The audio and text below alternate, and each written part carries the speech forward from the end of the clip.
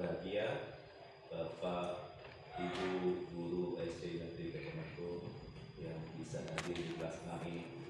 Pertama, salam dan bahagia buat panjenengan semuanya.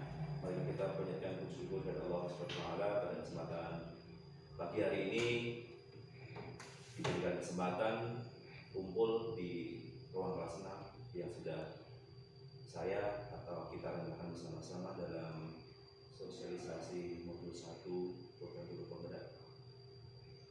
Dan kemudian selawat serta salam mari kita dengan kepada baginda Kanjeng Nabi Muhammad sallallahu alaihi wasallam. Semoga kita mendapatkan syafaat yang kita nantikan di hari kiamat. Amin. Amin. Pada Bapak Ibu guru semuanya, mohon izin saya berdiri di sini nanti mencoba menyampaikan apa yang saya dapatkan pada saat pelajaran modul 1 PGB Angkatan 4 Kabupaten Magelang. Sebelum saya menyampaikan, mohon Bapak selaku kepala sekolah bisa memberikan motivasi kepada kami untuk kegiatan ini supaya bisa lancar. Suatu tempat bisa.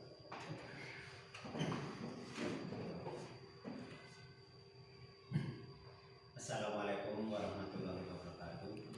Waalaikumsalam. Bismillahirrahmanirrahim. Alhamdulillahirrahmanirrahim. Assalatu wassalamu ala rasulillah yang kami hormati Bapak Habib Yasin sebagai peserta guru penggerak, yang kami hormati Bapak Ibu Guru SD Negeri Kebenagung. Marilah kita bersama-sama senantiasa memanjatkan puji dan syukur kehadirat Allah Subhanahu wa taala yang telah memberikan taufik dan hidayah kepada kita sehingga pada kesempatan yang berbahagia ini kita diberi kesempatan untuk berkumpul di ruangan ini dalam keadaan sehat walafiat. Selanjutnya pada kesempatan kali ini saya ingin menyampaikan program-program pada sosialisasi program modul 1 guru penggerak yang nantinya akan disampaikan oleh Bapak Habib Yasin. Nah, harapan kami semoga program-program dari guru penggerak itu nantinya produknya itu nanti bisa betul-betul memajukan dunia pendidikan khususnya di sekolah kita di SD Negeri Kebenagung dan dunia pendidikan secara umum. Selanjutnya kami mendoakan semoga di dalam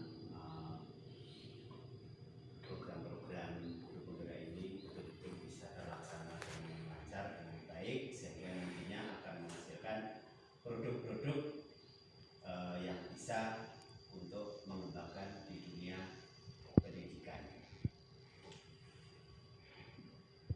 Selanjutnya sosialisasi ini sebagai awal semoga nanti akan memotivasi kepada Bapak Ibu guru yang lain untuk masuk ataupun menjadi peserta guru penggerak sehingga nanti betul kemajuan di sekolah kita ini akan terlihat ataupun bisa terwujud. Saya itu saja yang bisa saya sampaikan. Kurang lebihnya mohon maaf dan semoga betul tetap semangat, jangan patah semangat di dalam melaksanakan program-program dari guru penggerak ini. Saya akhiri wabillahi taufiq wal hidayah. Wassalamualaikum warahmatullahi wabarakatuh. Waalaikumsalam.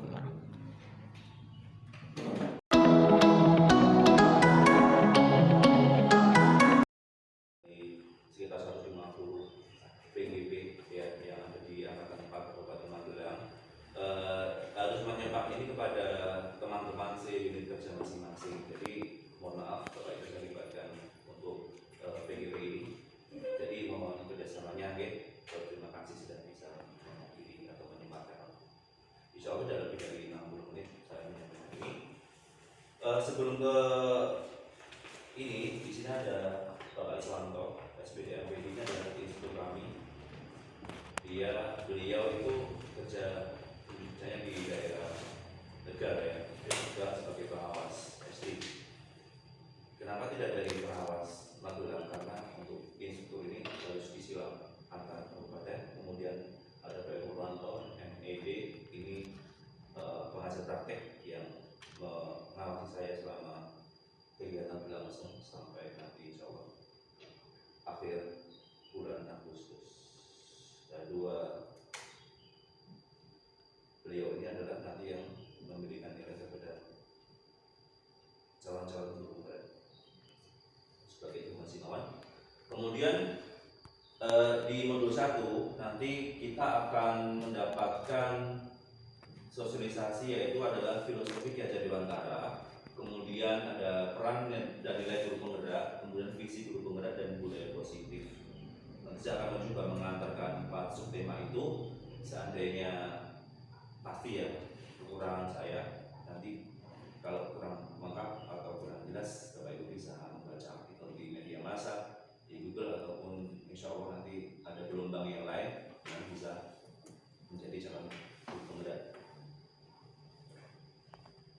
Terkait dengan modul 1 filosofi Ki Hajar Dewantara, kemarin saya juga dikenalkan dengan sosok Ki Hajar Dewantara, bukan era Kartini ya, bukan di Ponorogo yang pahlawan lokal, tapi di Ponorogo tapi Ki Hajar Dewantara.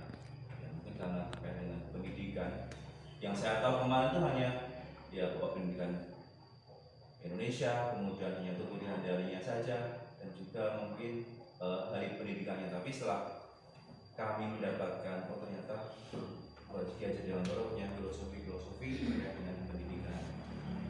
Untuk pengantar di sini ada video ya, yang Indonesia jelas kalau tidak tadi berbeda nih. Kemudian tokoh yang diangkat adalah Ki Hajar Dewantara. Di sini ada asas pendidikan menurut Ki Hajar Dewantara dibagi menjadi 2, yaitu on the wish dan of waiting. Jadi kalau pengajar ini adalah bagian pendidikan. Nah, pendidikan itu apa? Yaitu memberikan tuntunan terhadap segala kekuatan kodrat yang dimiliki anak, supaya anak itu mampu mencapai keselamatan dan kebahagiaan yang setinggi-tingginya, baik sebagai orang maupun sebagai anggota masyarakat. Di sini ada kata kodrat. Jadi kalau Ki Hajar Dewantara, sebelum saya dapatkan ilmu ini pun, anak itu lahir sebagai apa? Kertas putih ya, kertas putih yang iya, kertas putih. Tapi kalau Ki Hajar Dewantara di sini, anak itu sudah punya garis-garis samar yang tinggal kita sebagai pendidik menebak garis-garis tersebut. Jadi kita tidak bisa membentuk anak itu keluar dari garis yang tertentu. Jadi anak itu sudah mempunyai kodrat tertentu, tinggal kita mengasah menggambarkan. Jadi tidak kita yang menggambar, tidak, kita hanya menebak-nebakkan kodrat-kodrat si anak tersebut.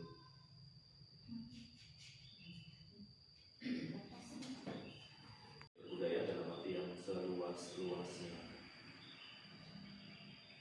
Kemudian di sini ada tulisan bahwa tujuan pendidikan menurut Ki Hajar Dewantara adalah menuntun segala kodrat pada anak-anak agar mereka dapat mencapai keselamatan dan kebahagiaan yang setinggi-tingginya, baik sebagai manusia maupun sebagai orang masyarakat. Oleh sebab itu, pendidik hanya dapat menuntun tumbuh atau hidupnya kekuatan kodrat yang ada pada anak-anak agar dapat memperbaiki lakunya. Jadi hanya memperbaiki lakunya, ya, bukan dasarnya. Memperbaiki lakunya hidup dan tumbuhnya kekuatan kodrat. Kalau Ki Hajar Dewantara di sini jelas sekali bahwa guru itu hanya menuntun saja, menuntun si murid. Di sini ibaratkan petani ya, kita sebagai petani atau tukang kebun yang punya biji-biji atau bibit-bibit ya, seandainya kita punya bibit jagung yang bagus, kemudian dirawat dengan bagus, nanti akan mendapatkan ya yang berkualitas pohonnya dan buahnya.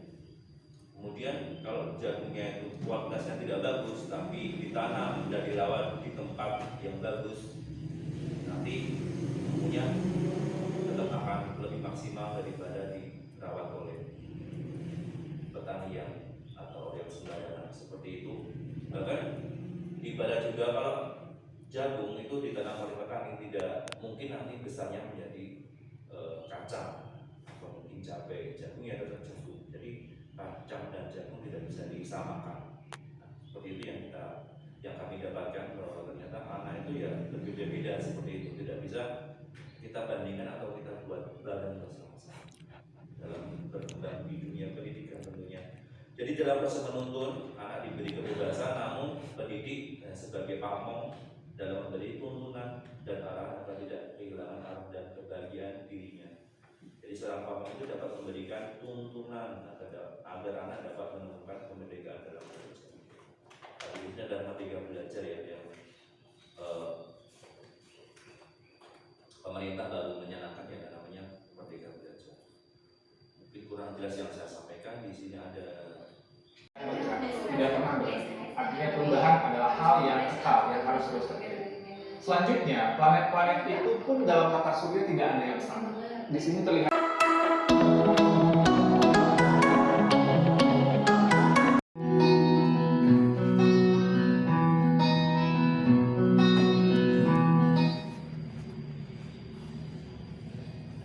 ini ada modul nilai dan peran guru penggerak. Setelah kami mendapatkan modul filosofi Ki Hajar Dewantara 1 dan 2, yaitu nilai dan peran guru penggerak.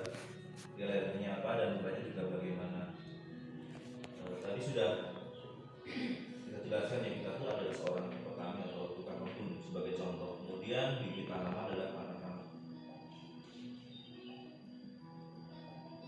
Ada 5 nilai guru penggerak, yaitu adalah mandiri. Diharapkan itu adalah mandiri, kemudian reflektif, kolaboratif, inovatif, dan berpihak kepada murid.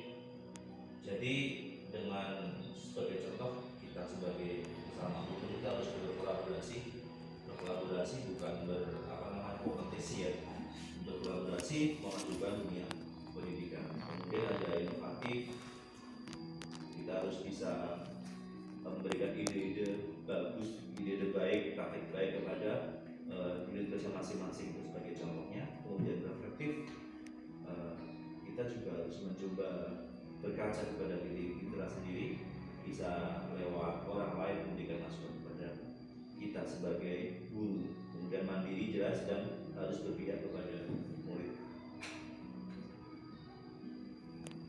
Selain itu, peran guru penggerak, mungkin garis bawahnya peran guru ya. Yang pertama adalah menjadi pemimpin pembelajaran, kemudian menggerakkan komunitas praktisi, menjadi coach bagi guru lain, mendorong kolaborasi antar guru, dan mewujudkan kepemimpinan murid. Jadi kita kalau bisa tidak hanya mengajar di kelas saja ya, tapi kita punya peran banyak.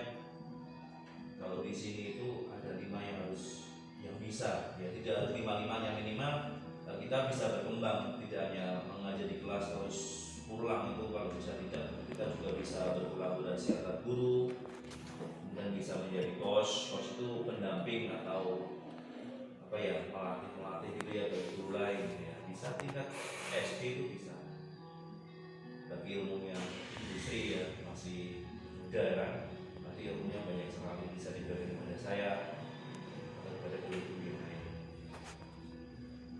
Kemudian mewujudkan kepemimpinan murid. Nah, ini di kelas mungkin lewat pembelajaran yang bisa membuat anak itu berani, tidak hanya diberi ilmu, tapi kita harus mencoba memberi anak itu berani maju, berani membaca dan sebagainya.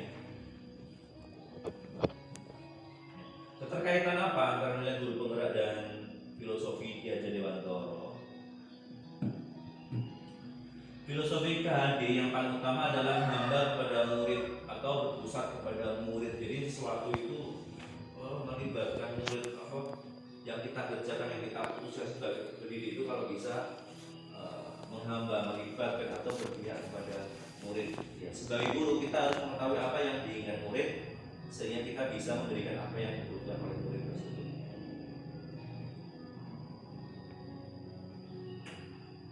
Sama bagian bawah di sini, bawah keterangan pada padi juga ditanam di subur atau namun tidak dipupuk, disiram, maka akan tidak bagus. Sudah dijelaskan tadi ya. Strategi apa untuk mencapai nilai-nilai guru penggerak di depan tadi? Yang pertama adalah aksi nyata dalam peran pemimpin pembelajaran. Pemimpin pembelajaran berarti kita harus aksi ya di kelas. Bergerak, tergerak dan menggerakkan. Mungkin sekarang saya baru bisa bergerak ya. Bergerak itu dalam arti tapi belum bergerak. Kemudian level paling atas sudah bisa menggerakkan, berarti mengajak orang lain untuk berbuat baik atau membuat aksi nyata tersebut. Kemudian berinovasi, memunculkan ide-ide baru. Lalu ada kolaborasi, berkelanjutan, membangun hubungan baik. Ini adalah 4 strategi, mungkin tidak hanya 4, bisa lebih untuk mencapai nilai dan peran guru penggerak. Pihak-pihak yang bisa membantu tercapainya peran dan nilai guru penggerak. Jadi ada kepala sekolah ya, memberikan dukungan, motivasi, dan juga bertanggung jawab sebagai pemimpin. Kalau kita ya sebagai guru, teman kolaborasi dan teman refleksi. Jadi sesuatu berhasil itu akan nikmat kalau itu kita lakukan bersama-sama. Jadi tidak menonjol sendiri ya. Jadi bersama-sama itu akan lebih hasilnya tercapainya itu akan lebih menikmati daripada itu waktunya kita berkolaborasi, tidak hanya berkompetisi dimanapun. Murid dan wali murid adalah partisipasi aktif dalam pembelajaran, kerjasama dalam memantau perkembangan murid, kemudian ada keluarga penyemangat dalam aksi ya, kalau kita masing-masing sebagai contoh.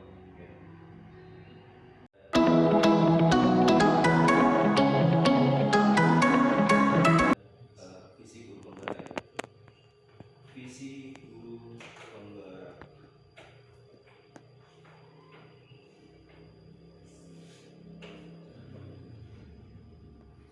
Di modul 1.3 tentang visi guru penggerak, kami di sini mendapatkan materi tentang kita membuat misi yang harus memerdekakan anak. Mengelola perubahan yang positif. Jadi pendidikan itu berpihak pada murid untuk mewujudkan merdeka belajar. Merdeka belajar di sini ya ada 5 ya yang bisa tertuang dalam modul. Kemudian ada filosofi pendidikan Ki Hajar Dewantara. Jadi filosofi Ki Hajar Dewantara itu adalah menuntun kodrat yang ada pada anak untuk mencapai keselamatan dan kebahagiaan. Ya, mengangkat anak biar senang dan selamat ya, sampai masa depan gitu. Jadi peran guru apa? Ya menuntun, menumbuhkan sesuai dengan profil pelajar Pancasila. Profil pelajar Pancasila ada bergotong royong, ada mandiri, ada kebinekaan global, kemudian ada mulia dan berketuhanan yang Maha Esa. Ada 6 sebetulnya. Lalu kami juga diajarkan tentang eufori apresiatif, itu ketik ya, apresiatif.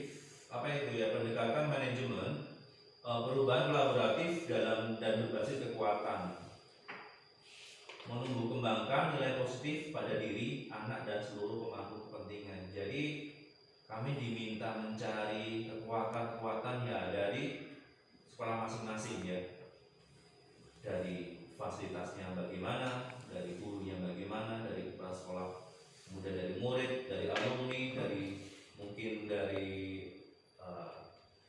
posisi sekolah tersebut. Kemudian ada model Bagja. Bagja di sini adalah untuk mencari potensi di kelas. Jadi di awal buat pertanyaan, kemudian ambil pelajaran, terus gali mimpi dari angan-angan, ya, kemudian merencanakan, habis itu mengatur eksekusi. Nanti nanti saya akan contohkan apa itu kekuatan yang pernah saya kerjakan. Kemudian di sini ada visi guru penggerak ya. Visi guru penggerak di sini ada yaitu pemetaan kekuatan yang sudah saya jelaskan di awal tadi. Kemudian berbagi visi murid impian, berbagi visi murid impian. Jadi ya, visi murid impian yang harus kita buat. Kemudian mengelola perubahan yang positif. Mengelola perubahan yang positif. Sebelum ke modul 14, saya mau izin untuk memberikan bahwa apa ya? Sinyal ya.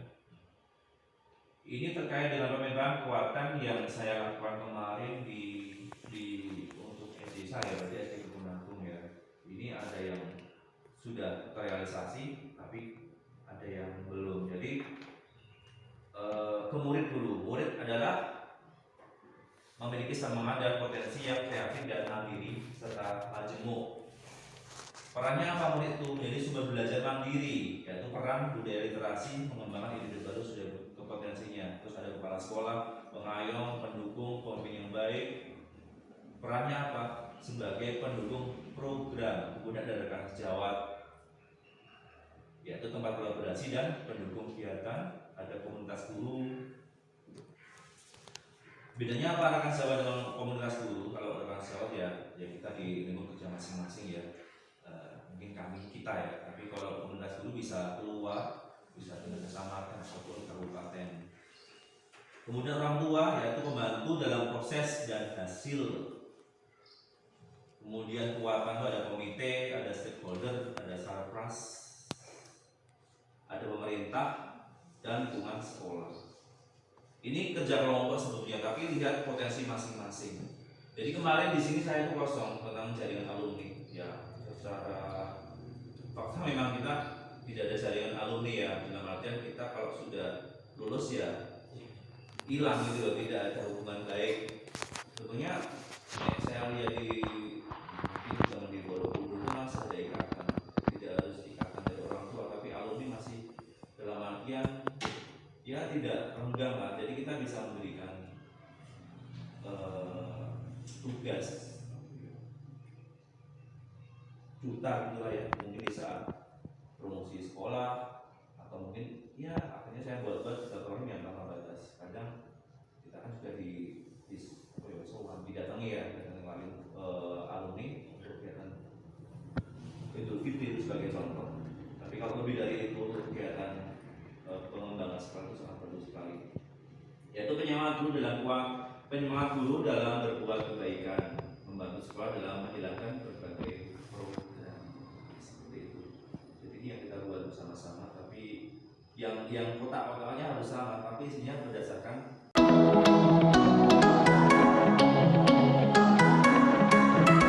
modul 1 yang terakhir, yaitu adalah budaya positif. Nanti kita bisa praktekkan di kelas kita masing-masing tentang budaya positif tersebut. Ini materi terakhir yang harus, nah ini satu wajib untuk apa ya kita sampaikan ya, kami sampaikan kepada panjenengan terkait dengan budaya positif.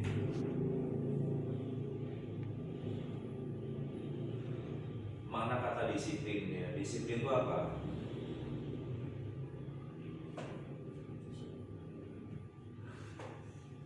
Disiplin ini harus ya dipaksa nggak kira-kira? Paksa ya? Ada unsur paksaan ya disiplin itu ya. Harus jam 7 datang gitu kan? Baik apa tuh? Nggak jam 7 datang nggak bisa nyatasan gitu kok. Peraturannya seperti itu ya. Artinya dengan kata disiplin itu memaksa orang yang bersangkutan untuk berbuat kebaikan. Ya. Ketika mendengar kata disiplin, ya, apa yang terbayang di benak Anda, apa yang terlintas di pikiran Anda ya. Kebanyakan orang akan terhubung kata disiplin dengan kata tertib, kemudian teratur dengan aturan atau peraturan dihubungkan dengan hukuman ya. Jadi kalau tidak melaksanakan berarti ada hukuman atau sanksi. Padahal itu sungguh berbeda, karena belajar tentang disiplin positif tidak harus dengan memberi hukuman. Justru itu adalah salah satu alternatif terakhir, dan kalau perlu tidak digunakan kita diajarkan untuk tidak memberikan hukuman kalau kita pendidik ya kepada yang kita didik ya, jadi ke siswa tidak ada hukuman itu nanti adalah yang terakhir. Nah nanti kita akan belajar itu, semoga jelas.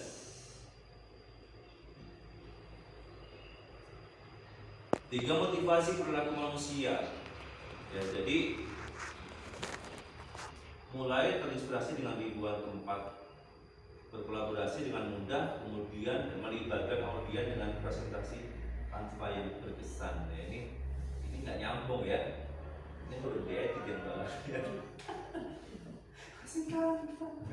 ya. Di sini hanya judul tiga motivasi perilaku manusia. Yang pertama adalah untuk menghindari ketidaknyamanan atau hukuman. Jadi level paling bawah itu melaksanakan aturan tapi tujuannya tidak supaya tidak dihukum atau tidak nyaman, menghindari ketidaknyamanan. Ini adalah target terendah dari motivasi perilaku manusia. Jadi biasanya orang bermotivasi untuk menghindari hukuman atau ketidaknyamanan akan bertanya apa yang terjadi apabila saya tidak melakukannya, seperti itu. Mungkin kalau ada anak tidak mengerjakan PR, besok tidak dihukum, nah itu adalah yang terendah. Ya disiplin tapi yang terendah. Kemudian yang kedua, ya, untuk mendapatkan imbalan atau menghargai diri, menghargai penghargaan dari orang lain. Level di atasnya ya, disenangi guru gitu ya, atau mungkin biar dapat jempol atau nilai yang banyak, seperti itu. Orang yang motivasinya ini akan bertanya, apa yang akan saya dapatkan apabila saya melakukannya? Mereka melakukan sebuah tindakan untuk mendapatkan pujian dari orang lain yang menurut mereka penting dan mereka letakkan dalam dunia berkualitas mereka. Nah, seperti itu. Kemudian yang ketiga, untuk menjadi orang yang mereka inginkan dan menghargai diri sendiri dengan nilai-nilai yang mereka percaya. Ini paling tinggi ya. Ini adalah motivasi anak yang akan membuat anak tersebut punya apa? Disiplin positif, karena motivasi memperlakukannya bersifat internal bukan eksternal, tapi dari sadar dari dirinya sendiri, bukan karena tekanan dari gurunya atau ya itu, karena harus seperti itu. Jadi itu tiga motivasi perilaku manusia. Tidak harus anak ya, kita pun kalau levelnya mungkin pakai helm itu biar tidak ditangkap polisi, itu level paling bawah ya, tidak mendapat hukuman. Tapi kalau disadar sendiri, nah itu sudah paling bagus tentang disiplin. Itu hanya pemanis nih, soalnya kosong. Jadi tujuan dari disiplin positif adalah menanamkan motivasi yang ketiga tadi kepada murid, yaitu untuk menjadi orang yang mereka inginkan dan menghargai diri sendiri dengan nilai-nilai yang mereka percaya. Ketika murid-murid kita memiliki motivasi tersebut, mereka telah memiliki motivasi intrinsik dari dalam yang berdampak jangka panjang, motivasi yang tidak akan berpengaruh pada adanya hukuman atau hadiah. Jadi dia tidak berpikir ada hukuman, ada hadiah, tapi mengerjakannya betul-betul ya ikhlas dari dirinya sendiri. Mereka akan tetap berperilaku baik dan berlandaskan nilai-nilai kebajikan mereka, karena mereka ingin menjadi orang yang menjunjung tinggi nilai-nilai yang mereka hargai. Kita harus menanamkan hal tersebut kepada anak didik kita. Budaya positif itu bisa tumbuh bagaimana? Ya, kebiasaan ya. Kebiasaan itu dari mana? Dari perilaku. Sebelum jadi budaya pasti kita harus membiasakan terlebih dahulu, memberikan kebiasaan. Budaya kan sudah tertanam ya, tanpa sadar mereka lakukan. Nah, untuk mendapatkan kebiasaan dan berlaku, kita harus membuat yang namanya keyakinan kelas. Keyakinan kelas yang kita dengar bukan keyakinan ya, tapi mungkin peraturan ya. Ternyata nanti akan berbeda, apa itu keyakinan, apa itu peraturan. Dengan diciptakan kemudian disepakati oleh warga kelas. Ingat, ini kelas bukan sekolah. Jadi kelas 6 akan berbeda dengan kelas 5. Sebagai contoh, lagi kelas bawah dan kelas atas, nanti keyakinan kelasnya akan berbeda.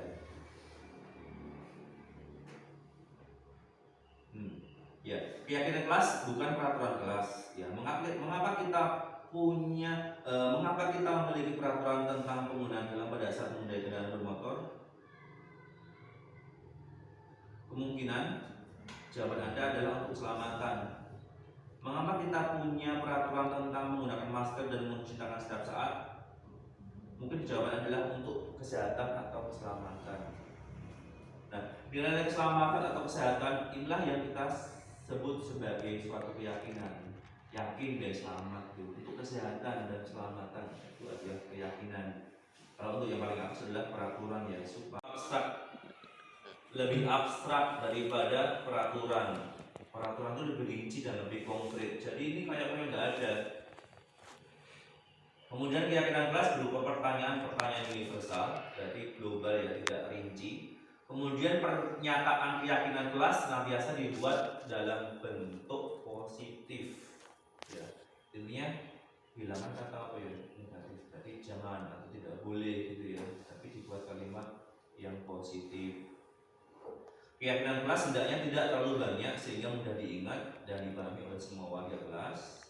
Keyakinan kelas sebaiknya sesuatu yang dapat diterapkan di lingkungan tersebut. Kemudian semua warga kelas hendaknya ikut berkontribusi dalam pembuatan keyakinan kelas lewat kegiatan curah pendapat dan bersedia meninjau kembali keyakinan kelas dari waktu ke waktu. Jadi sesuai dengan waktunya. Bisa setiap tahun sekali kita membuat keyakinan kelas pada anak-anak. Itu pun kayaknya. Jadi bukan dari kita ya, bukan gitu, tapi kita menampung kira-kira aturan apa yang mereka punya. Kemudian kita catat, bisa kita buat tulis besar-besar suruh aturannya apa saja yang mereka penginkan di kelas tersebut. Mungkin sudah pernah kita laksanakan juga ya. Dan kemudian setelah ditulis, disusun pembentukan keyakinan kelas. Nah, mengganti kalimat-kalimat negatif menjadi positif. Kalau ini sebagai contoh nih, jangan berlari di kelas. Nah, ini kan negatif tuh, jadi jangannya dihilangkan. Jadi berlari di kelas, tidak ya, tapi jangan berlari berarti apa? Berjalanlah di kelas atau koridor. Nah, seperti itu. Kemudian ditinjau. Kemudian bersama-sama. Sebaiknya keyakinan kelas tidak terlalu banyak, bisa berkisar antara 3 sampai 7 prinsip atau keyakinan. Kemudian warga kelas dipersilakan meninjau ulang. Kemudian keyakinan kelas seharusnya bisa dilekatkan di dinding kelas, jadi ditempel yang mudah dilihat oleh semua warga kelas, terutama untuk anak-anak seperti ini. Nanti saya berikan contoh, ada di modul itu contoh keyakinan kelas.